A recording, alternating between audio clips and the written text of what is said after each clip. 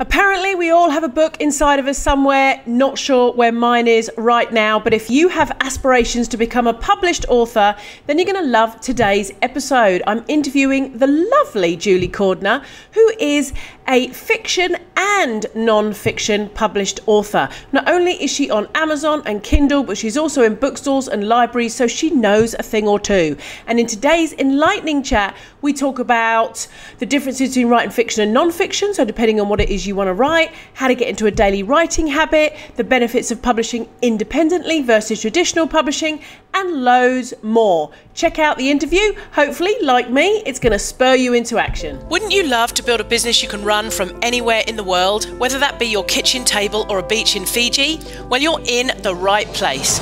Welcome to Your Lifestyle Business, the show where I bring you into my life as a traveling entrepreneur and along with some of my awesome guests, give you tips and strategies for building your own freedom business. Welcome to the show. Let's make it happen. All right, we are live. Hello, ladies and gentlemen. Joe here of Your Lifestyle Business, and I'm here with the lovely Julie Cordiner. Am I saying that right, Julie? Julie Cordiner? Yes, you are. Cordiner, yeah. Lovely. Now, Julie and I have known each other virtually for a little while. Julie is part of the Your Lifestyle Business the group, community group, and also the sister of our beloved Mike Lawson, who I have known virtually now for many years. I possibly need to get him on a live at some point. I'm sure it would be a very amusing experience because he has got a bit of a wicked sense of humour, hasn't he, your brother? But anyway, I'd like to welcome you on the live. Julie, thanks very much for joining me today. I'm really excited to talk to you because you're out there doing something which I would love to do and have not yet had the I don't know, whatever it takes to do it, and lots of other people as well. You are already a published author of both non-fiction and fiction, which I love. I love the fact that you're an author of both. And so just in a paragraph or two, Julie, just tell people who you are and what you do. Okay, well, it's lovely to be here, Joe, and to actually talk to you in person as well. It's brilliant because I've followed you for so long now and your content's absolutely brilliant. I'm an accountant by profession, have been all my career, and then I sort of had a bit of a revelation really about what I really wanted to do with my life when I hit my 50s, and I turned to writing. And I first started out with thinking about head teachers who are given a multi-million-pound budget without any training whatsoever. And so I wanted to help and use the knowledge that I'd gained throughout my career, which has been exclusively in education, to try and put that right and do something about it. And it was around the time when money was getting pretty tight, and it's even worse now. So I started doing that.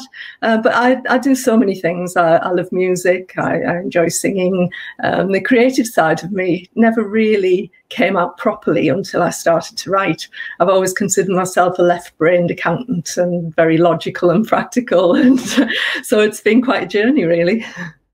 I bet it has. Yeah, I mean, my sister is an accountant, or part qualified accountant, I think, and her creative side shows itself in her garden. That's where she does all her creative stuff. But I love the fact that you say you didn't decide to do it until you hit your 50s, and you thought, you know what, there's more to life. There's more to be. I love stories like that because I think sometimes.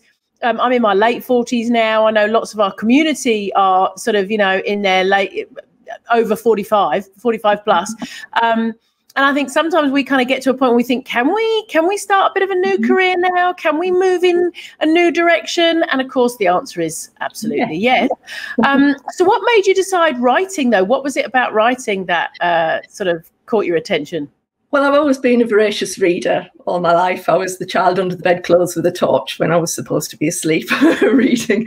But it was only really when I'm quite involved with our local church, and we had a bit of a crisis with the building. We're on the northeast coast in England, and we get the wind across from Norway, and the side of the church wall had just been eroded. The stonework was in a right state. So we had this sort of, how can we raise £150,000, which then became 220,000 by the time we got all the quotes in. And I opened my mouth and said, we could write a parish history. There's loads of interesting material in the trunk in the vestry, because I'm in the choir and I'd seen this. And they said, go on then. And I went, and I didn't know until that point if I could write. So everybody was taking a huge gamble. But once I got into it, it just fascinated me. I loved the research, because I've always been involved in family history and local history and so on, interested in that.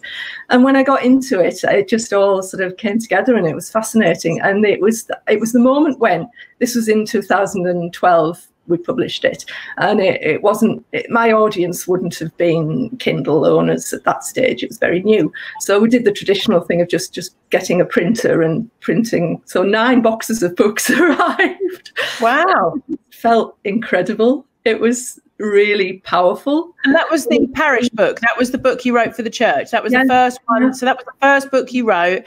And you dug through all of the trunks in the church offices or whatever, and found all the history. Yeah, I did a lot of it online. The family history enthusiasts are just incredibly generous in sharing things. I ended up with about 12 family trees on ancestry.com, none of which were mine. And the way I approached it was, I looked at the stained glass windows and the furniture and the silverware, and just investigated who'd given them and who they were, and uncovered all these families and some just fascinating tales. And that was really what inspired the fiction side of it. But that I had to wait until I was ready to do that, because my work was still really busy at that point.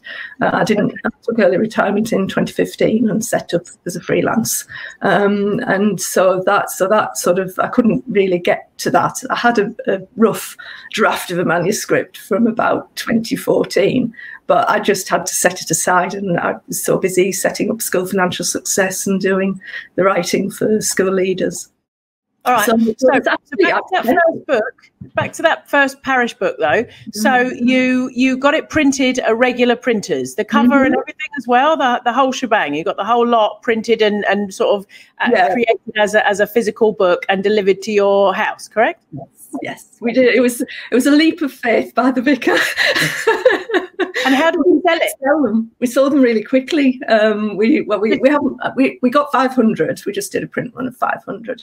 But we soon covered our costs and started making money for the Restoration Fund, which was great. But it was the feedback I got was just incredible. A lot of people who had links to the area and their ancestors lived here, and loads of really interesting things. If we get onto the fiction, I'll tell you about one particular thing which has inspired my second book. But it was just a wonderful experience of appreciation, and that really fired me up, and I thought, I've got to do this again. Fantastic. So you just sold them to your parish, just to members of the church and people that were from the local community? I've gone to America and Australia and New Zealand. So and it's been really good, and it's something that we see it as a bit of a mission thing as well for church, people, to attract people in to find out a bit about the history, and it's useful when we get a new vicar as well. Here's the story. Brilliant. I love it. Okay. So from that, you obviously found a love of writing. So did you, at that point, did you start to write the books for the business matter, for the financial, what's it called? Sorry, hold on. Where's your blog? I'm looking at the School Financial Success. Yeah. Did you start to write those books now? Yeah, I think I got. I was talking to a friend who's a school business manager, and I was explaining this thing about I'd really love to do this, and she was on maternity leave at the time, and she said, "Oh, I've always wanted to write a book." Aha, really? That's curious, because with my local authority experience and her direct school experience, it was a good mix. So we wrote 3 books between us. I really led on most of it. I wrote the first, and she contributed and edited. She wrote the second, and I contributed and edited, and then I did most of the third, and then she decided to drop out because she had another baby by that stage, and I still was in the academy, so it got a bit much. So I then became on my own. So I'm just about to publish the 4th in that. And I've gone slightly, the first three are quite technical budgeting sort of books, but for the fourth one, I've tried to make it more evergreen, because it's just so difficult with non-fiction to keep stuff up to date if it's really technical, especially at the pace at which school funding changes. So the fourth one is Productivity for School Business Managers, or School Business Professionals rather. Awesome. That's been really enjoyable to write. I've loved doing that, and I've just had the feedback from beta readers. I've been absolutely blown away by it. It's obviously very timely right now. And I seem to have hit the right spot. Hugely. Well, I mean, just school budgeting, funding, all that kind of stuff over the next couple of years is going to be huge, isn't it? I mean, you know, you can start writing budgets for small businesses and things like that as well, I think. Anyway, okay, so I just want to get some foundation, and then I'm going to come back and probe a bit deeper with some of these projects. So we've done those books, which are non-fiction books, and I'm looking at them right now. They're sitting on Amazon right now. I can see School Budget Mastery and Forecasting Your School's Funding and Leading a School Budget Review, and I can see the Portrait of a Seaside Patch, which is awesome. So then you published your non-fiction book, which is called, and I've lost my link to that one now. What's that one called? Fiction book. Sorry, your fiction book, called Borrowed Past. A Borrowed Past. And this was inspired by the work that you did for your parish book, correct? Yes, and I decided to go with a pen name for that. You did, yeah. You've gone to Juliet Lawson, which is your maiden name, I'm guessing. Yeah, as your brother. No, it isn't actually. Okay. I'm my grandmother's assumption name. There. Never make assumptions. It's my grandmother's name. Okay, yeah. So writing a fiction book must have been quite a leap from writing your non-fiction books. It certainly was, yes. And I think I don't know whether I don't think I would say I was resisting it, but I just found it a very different mindset. And so I had to really work on the creative side of me and try and bring that out. I find it much harder, but actually it's not quite right to say it's not as rewarding, more rewarding than the non-fiction, because I think they are both very rewarding, but in different ways. So I read a lot of books. I took a few online courses. You know, I'm that sort of person that I need to research before I actually dip my toe in. I'm not one of those that just says, "Oh, I can just dive in and do this," you know, and make lots of mistakes on the way. I like to soak up everybody else's experiences and lessons learned to try and do it in a high quality way. Yeah. Okay. So I made lots of contacts, as I knew, because I'd indie published my non-fiction, I knew I was going to indie publish my fiction. It was just logical. And so I set about just going to conferences and meeting up with people and getting to know who the sort of really successful people were at it, both on the craft side and the indie publishing side. But I ended up investigating things like meditation and free writing, and just going out into nature and making time for myself, which was actually the best part of the whole process, because I'm such a driven person in my sort of professional life. You know, I push myself, I set really ambitious targets, and I just go for them. That I needed quiet and introspection almost to access that bit of me that could produce the words that fiction and historical fiction in particular needs. It was really quite into the characters, haven't you? You've got to kind of.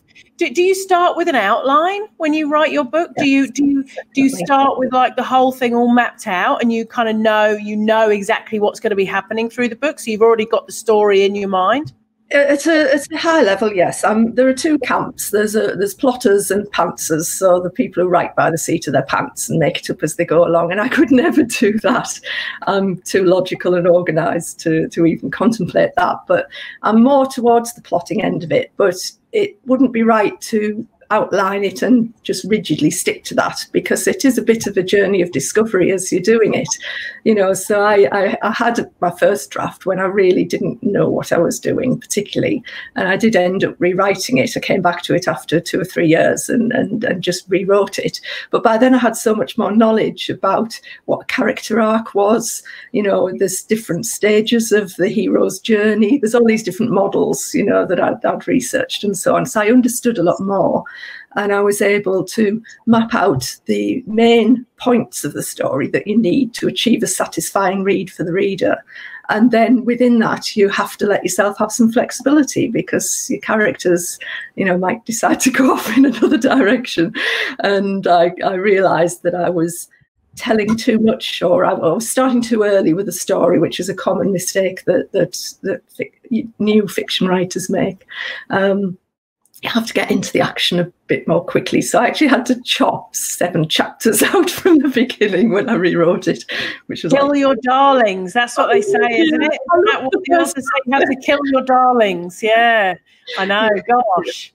So it's about sort of following it, but not slavishly, and turning and pivoting if you need to. Yeah, okay. And did you find then that because you were writing, you'd get into the characters, did you find, like, as you went about your daily other stuff that you were doing, that you'd find yourself kind of churning over the different characters and what they were, you know, and do they almost come alive to you, I guess, as you're writing the book? Just through your normal day-to-day stuff, you're kind of thinking, you know, what would so-and-so do or say or whatever? Do they all kind of come alive to you as you're writing? In a way, yes, because what I found I needed to do some work on the book every day. Otherwise, when I was in the rewriting phase, because the benefit of that is it keeps it fresh in your mind. If you wait a week or two, you go back and you waste about an hour trying to work out where you were and what was supposed to be happening next. So I tried to do it first every day, get up early, get my words down first. And the benefit of that is your subconscious is working on it during the rest of the day, and you do have these aha moments, usually when you haven't got a pen in your hat anywhere near, or you know, you're in the shower or something. and so yes, you do find yourself thinking about it. Yeah.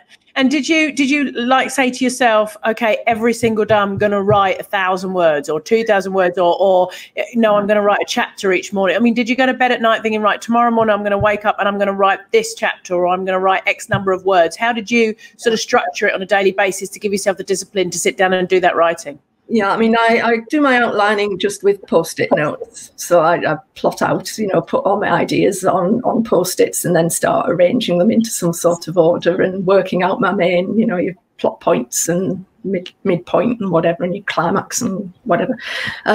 But then I know, so I like to write in a linear fashion. Some people dot about and do different chapters according to how they're feeling, but I don't like to do that. I like to do it logically and in sequence. But I created a friend of mine who's now a published author. She developed this don't break the writing chain diagram. So it's just like a calendar sort of thing, and you colour in if you do your words each day. And so that's like gamification, I suppose, you know, motivating myself not to break the chain, to make sure I wrote every day. And that really, really worked. I also sort of analysed, being an accountant, analysed, you know, the time it was taking and the word count. And so I had a good idea of how long it would take me to finish it. But you can't really predict that, because some days it's slow and some days it's fast. And how important, I mean, that sounds like that's a really key part of writing, is getting into that habit of doing it every single day. What would happen if you woke up, for instance, and you sat down to write and you just had no inspiration? It just wasn't coming to you. How do you handle moments like that? I think I have an annoying habit of going back and editing stuff, and you shouldn't. You should just steam through your first draft. So if I was stuck, I would go back and look at what I've written yesterday and have a bit of a tinker with that. And usually that was enough to spur me on. But really, you're not supposed to do that according to everybody else. But I just think it makes sense, because if you decide that something's not quite right and you want to change it, that could affect what you're going to write next. Yeah. So that's what I tend to do. Or, you know, you can if you really, really are stuck, then it's far better to take a break and do something else rather than chew yourself up and get yourself in a state about it, because that's not going to help your creativity, is it? Yeah. I'm a big believer in what works for you. You know, I know that there are certain rules and structures which I think people should start to look at, but then if a certain rule or structure doesn't work for you, then change your approach and do what does work for you. So your non-fiction then, did the same rules apply for that, Julie? Did you completely outline your book before you sat down to write it, so you knew exactly what you were going to write, and then get into a daily writing habit? Did the same rules, apart from the major creativity stuff, did the same rules apply? More or less, I would say. I mean, when we were co-authoring the first 3, we obviously had to outline them, so we both agreed what the overall shape of the book would look like, and then we might sort of share out. So although I led on the writing of the first one, Nicola would sort of write one particular section that was particularly pertinent to what she does, or, and so we would swap about like that. But yes, we did for the first, and it's just my natural way of working, really. I just like to see the overall shape, and I use a writing software called Scrivener, which is absolutely brilliant because it allows you to just move scenes or sections around without, if you tried to do that in Word, all the copying and pasting would drive you absolutely mad.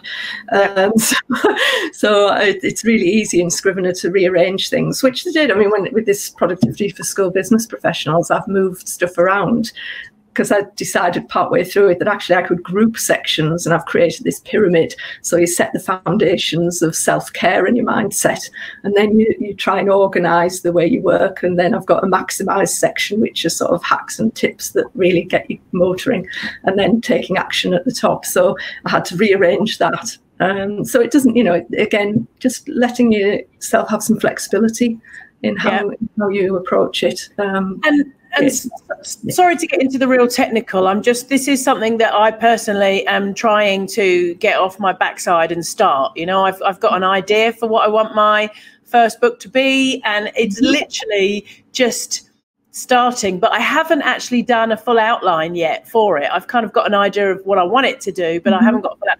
So when you actually do your outline, you said initially that you tend to outline on post-it notes. Do you then put that into Scrivener? Do you actually, because I've had a look at Scrivener and I've got a copy of it, do you tend to then put the sort of chapters and the outlines into Scrivener, so as you're starting to write, you've kind of got it all laid out? Yes, there's a corkboard function in Scrivener, and that's like your high-level description of what that chapter is going to be about. Or your scene or section within a chapter. So I use that first, yes. Yeah. Okay. And do you have like for your non-fiction in particular, do you have a specific sort of rule in your head? Do you kind of go, right, I know I want about 10 chapters, and then in each chapter I'm going to have 5 sections, or you literally just sit down and you say, right, these are the subjects I know I want to cover, and however many chapters that is however many chapters it is, and then these are the key things I want to cover in each chapter, and so you kind of split each chapter up into those things, and then maybe even further if you've got very specific things. Is that kind of how you layer it roughly? Yes, I think a chapter is as long as it needs to be to cover the subject. What I have done is I have broken things up into more than one chapter if it's looking unwieldy, if it's looking too long. But with non-fiction, if you're breaking it up into sections, I don't think it matters quite as much. If it's an ebook, then people can go back to the table of contents and jump to whatever section they want. It's easy to navigate. And if it's a paperback, then they can flick through and find. So I don't believe that you should put restrictions on, really. I think you just do what's needed. Do whatever feels right and to get your point across. And what are the biggest differences have you found then between the non-fiction and the fiction and sitting down and writing these books? I think the non-fiction is obviously what I've done all my career, so it's just second nature. I know exactly what I want to say. I know, the message and the purpose that I have in actually creating that book. And so it's much more logical, and it's a stream, a linear process, I would say. Whereas the fiction side is really creative, so anything goes, anything could happen. I'm much less confident about how it's going to look at when it's finished. I have a very clear vision from a non-fiction as to how that's going to look when it's finished and what it's going to achieve. With fiction, it's complete guess as to what it'll be like in the end, and it might go through so many more iterations. I went on a writing retreat a year ago in February, and that really spurred me on to get this rewrite done, and I just, from that moment, I had a lot better idea of what it would look like. I'd had a manuscript assessment on it as well. I feel I need a lot more support for writing fiction because, well, this was the first one I'd done anyway. But I have a much better idea now. Now I'm embarking on book 2. It's about finding your system that works for you, I think. And when it's the first time you do anything, you don't know what that system is, do you? You have to do it like it as you go, don't you? And did you have to, on your non-fiction, did you have to throw out your darlings in the same way, or is that not quite the same?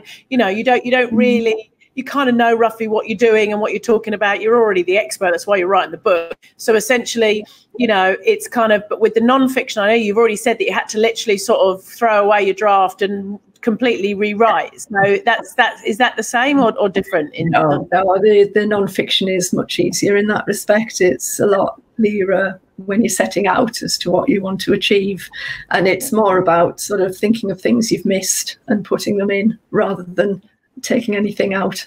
It's curious because I think I would say I underwrite my non-fiction, but I overwrite my fiction. Okay. I don't know why that is. Interesting. Yeah, okay. And so did you literally have to dump an entire first draft of your fiction book? Did you start all over again, or were you able to take elements of your first draft? No, I took elements, but I did literally start a fresh document, manuscript, and I just transferred across the bits, the scenes that I knew I still wanted to keep. So there was quite a lot there, but I actually, the line of the story changed completely because I thought of an interesting twist, and it was there were so many more things, and the characters got more complex, and I combined some characters. So I had a couple of separate characters, and I sort of combined them, which was interesting. Yeah. And were you nervous when you published it? Were you nervous? Were you Very terrified? Even though I'd had a manuscript assessment, and I'd had people reading bits of it, not many because I was so frightened, but I'd had the feedback. I'd had regular online courses or workshops I'd done. I'd had feedback. You can really write, but I still didn't believe it, and it was just terrifying. Yeah, I bet. I can imagine. I think, oh my gosh, you'd be like all that time spent doing it, and then you publish it and you think, oh my God, what if everybody thinks it's rubbish? So I won't labour too much on the publishing, and the reason some people might watch this and think, well, can we not talk more about the publishing? But I think that the biggest thing with writing a book that holds people back is actually writing the book. I think once you've actually written the book, then everything else almost becomes a kind of a moot point, really, because that's the most difficult bit, is sitting down and actually writing the darn thing. But you talked about indie publishing. Just explain what you mean by that. Well, it's where you don't go for a traditional deal. I'm 60. I haven't got forever to wait and find the right agent who just happens to think this is what they'd like, and then they have to find a publisher that thinks it's just the right thing. So indie is where you take control. It's like indie musicians. You create your own book, but I prefer indie publishing to self-publishing, because if you're an indie, you commission other people to do things like the cover design or the edit. Now, I haven't commissioned an editor because I am a book editor myself as well. So, and I'm so pernickety about grammar and punctuation and spelling that, so I know where to come when I need somebody to edit my book then. Yeah, absolutely. I'm doing one at the moment for a teacher who's publishing a book to help newly qualified teachers. Oh, so, right, okay. Yeah. I've done one on rocket mail in India, which will get really interesting. But I do fiction as well, fiction editing as well. Okay. So yeah, so you commission other people to do the bits. Some people commission others to format the book because you have to have the right files to give to Amazon and Kobo and Apple Books and whatever. So it's about doing it professionally for me. You know, self-publishing has a bit of a bad press because there are authors who just throw a book out more or less the first draft. And you know, they don't really pay much attention to the quality, so it's given it a bad reputation. But I'm a member of the Alliance of Independent Authors, which is ALLI, and I follow people like Joanna Penn at thecreativepen.com and Mark Dawson's self-publishing formula. So there are some key people to follow, and they are doing it right, and that's the model that I aspire to. So I've never heard of indie publishing then. So I thought there were only two routes. One was your proper publishing route, and then the other one was self-publishing. So what is the difference between indie and self-publishing then? Well, a lot of people use the terms interchangeably, but I just regard self-publishing as where you literally do it all yourself. Right. So, okay. You know, you are doing everything. Whereas I see indie publishing as more of a business approach to it. That you want your product to be as high quality as it can be, and you get professionals to help you in the journey, but you are still fully in control. And you know, I'm a businesswoman. I have two publishing imprints. I have School Financial Success Publications, and I have Seton Carew Press for my fiction, because that way it doesn't appear as published by Amazon, it appears as published by me. So you create those, do you? You create those yourself. You say that's essentially my publishing banner, and that's what my books are going to go on. So you could publish books for other people then. If somebody else didn't want to do that, but they wanted to essentially go under a published name, you could essentially say, well, I'll publish your book if it's good enough. Yes. Yeah. Oh, how interesting. So you're almost creating your own little publishing company. You don't have to publish other people's, but when you become an author, you're not just publishing your book, you're almost creating your own little sort of publishing unit as well. You can, yes, you can. And some people have gone down that route. But, you know, really, it's more than enough that I'm coping with it. I'm not to do it for anyone. But the community is incredibly supportive.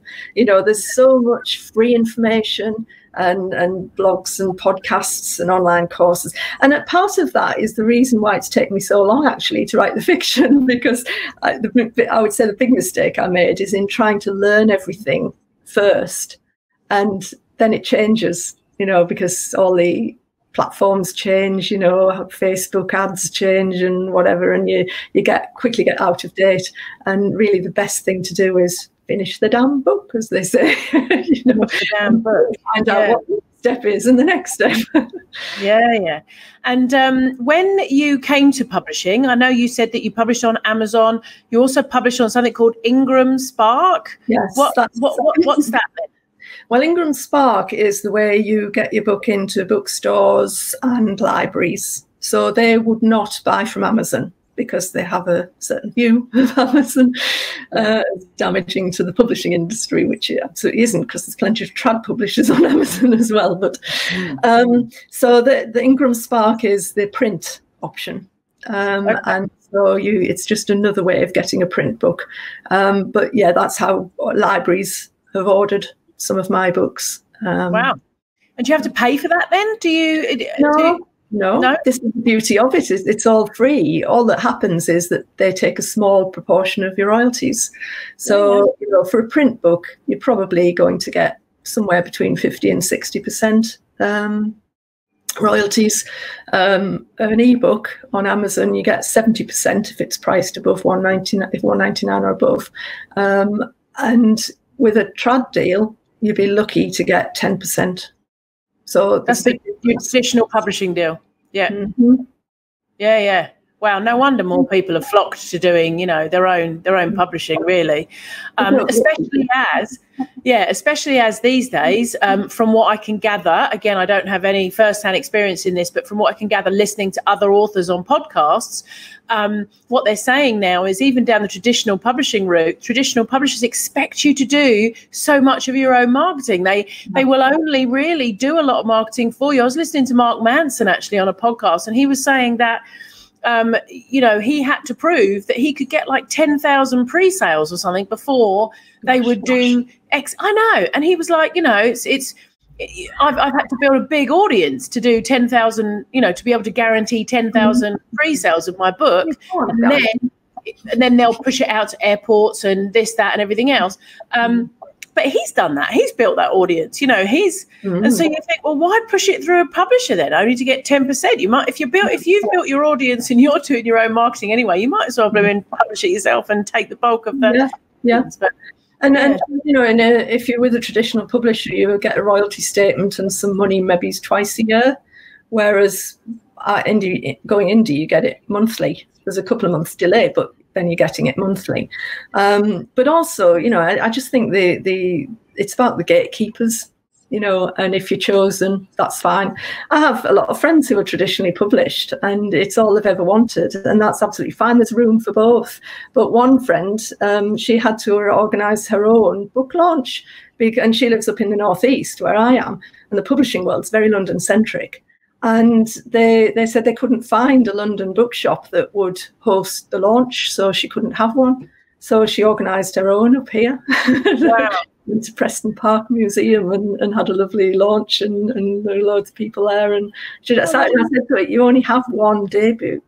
So you're absolutely right to do it yourself. But you have to do a lot, because they have a marketing budget to throw at the big authors, you know, and your first one might get a lot, but then it tails off. So you have to do an awful lot yourself. So there's not much difference in that respect. Do you think it's a status thing? Do you think that's why people still go down the traditional publishing route, because of the kind of, you know, the kudos it gives them? Yeah, validation, really. Yeah. You know, it's sort of that approval that people want. But I'm a control freak, and I wouldn't like somebody else deciding on my cover if I didn't like it. And we know the story needs to go in this direction. You know, you retain creative control, and for me that's important. And timing wise, I mean, you know, I'm trying to think when I started the last book. I started probably in about October time, I think, and I've published my fiction in between. So most of my time between sort of November and February was getting the fiction book finished and out. But this one, you know, you can publish so quickly. It's ridiculous. And how long did it take you then how long roughly are one of your non-fiction books, for example? How many pages? I'll have to have a look. Hang on. About 125 pages-ish. Okay. And that takes you roughly how long to write one of those? Well, it varies, really. The trouble is I'm doing so many different things that, you know, I'm portioning my time out between them. So it's not like that's all I do for a month or something like that, you know. So it's very difficult for me to gauge. How long a piece of string? And what does becoming a published author give you, Julie? What kind of benefits do you feel that publishing your books on Amazon have given you? Well, I think from a non-fiction point of view, because I run a consultancy as well, I'm scaling that down a bit because my husband retired last September and did want to do a bit more travelling. Look what happened. You know, I speak at conferences and it's really useful. It's sort of symbiotic, I think, that because you have a book out, you are asked to speak at conferences.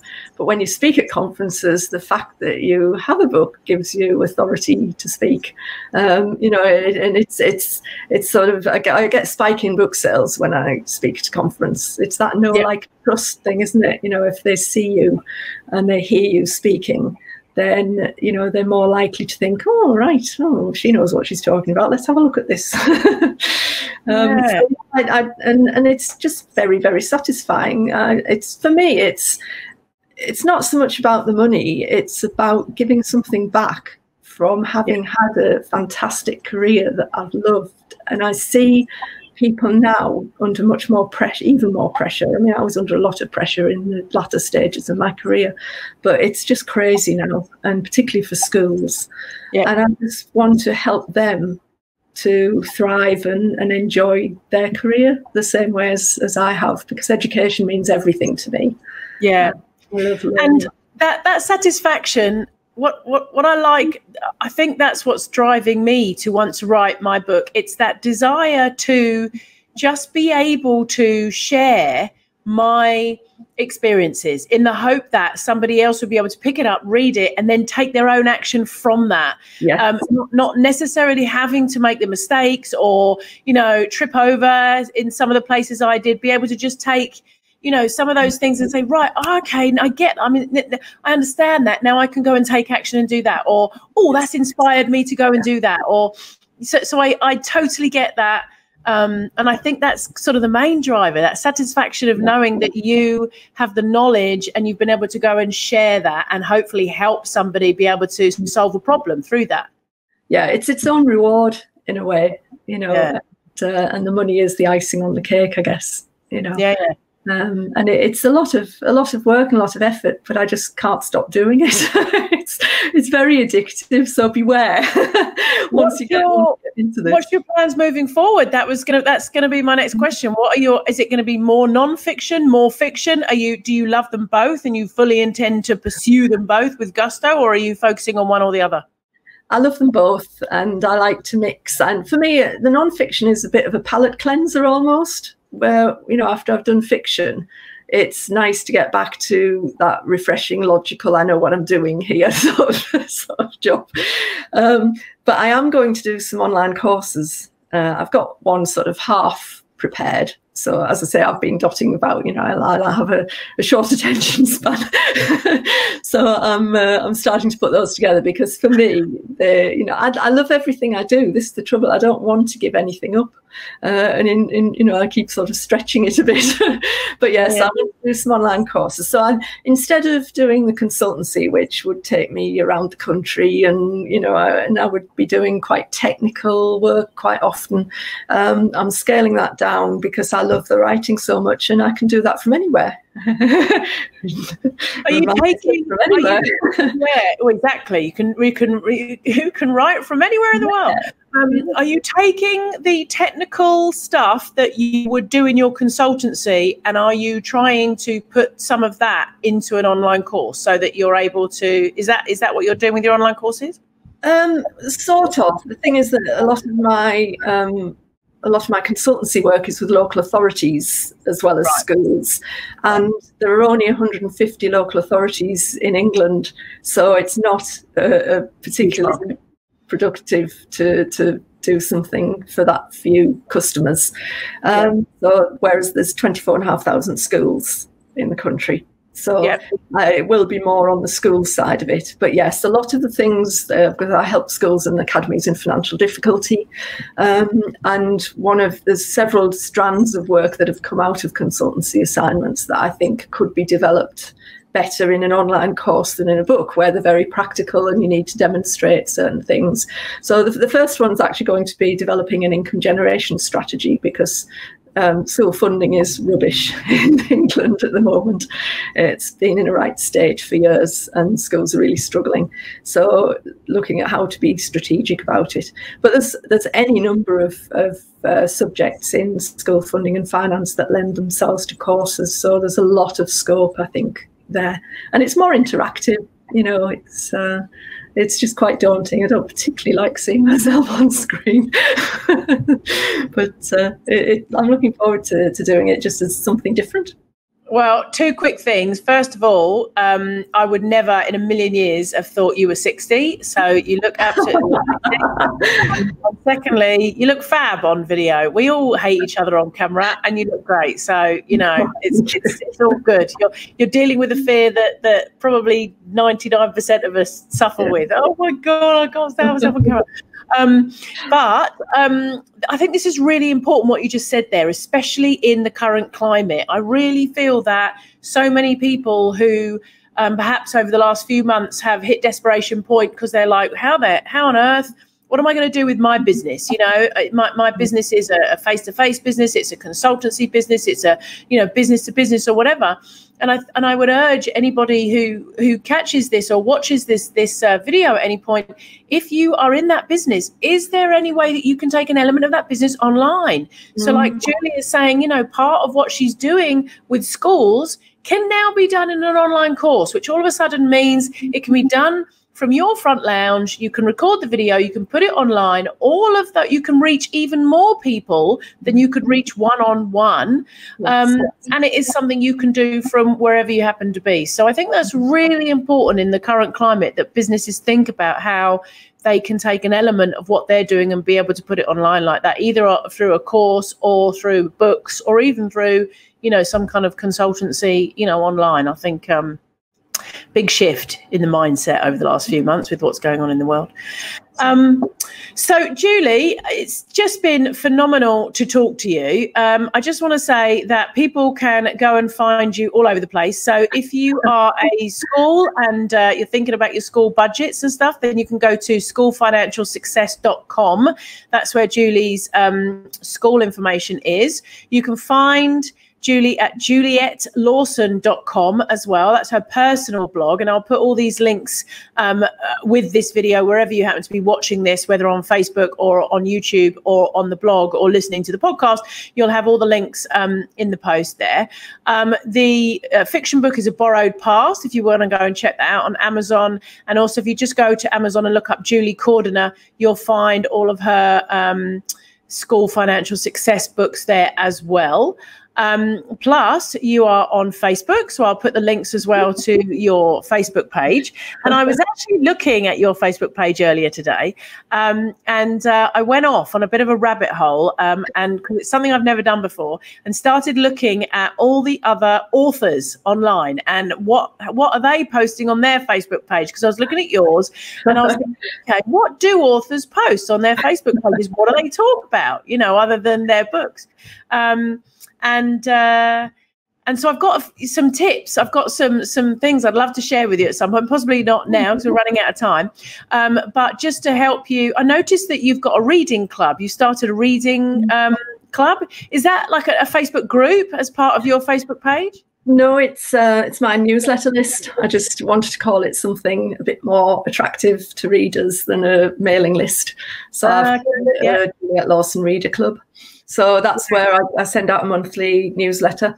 It's a bit more personal than the blog, but the blog is good because I write historical fiction, sagas. The blog is where I can put loads of photographs, whereas you can't do that in an email newsletter. So the newsletter's more sort of informal. So that's how that is. It's very, very new and very small and select at the moment. Yeah. I was going to just a couple of quick suggestions before we go, just if they help at all. But one of the things I was thinking is, because you're obviously you want to build a list and a group of people who are interested in reading, you know, and maybe even writing as well. That a Facebook group might be a good way for you to go. And the kind of things that you can post, I always find are that I get very interested when other authors will post about other authors as well. So it's like you're in a collaboration of chatting all about different books. So if you're in the historical saga niche, then things that you can do is you almost create a little book club. Do you know what I mean? Online, where you're chatting with people about different historical sagas and chapters you've read, and you can talk about characters and how people have delved into characters and all things like that.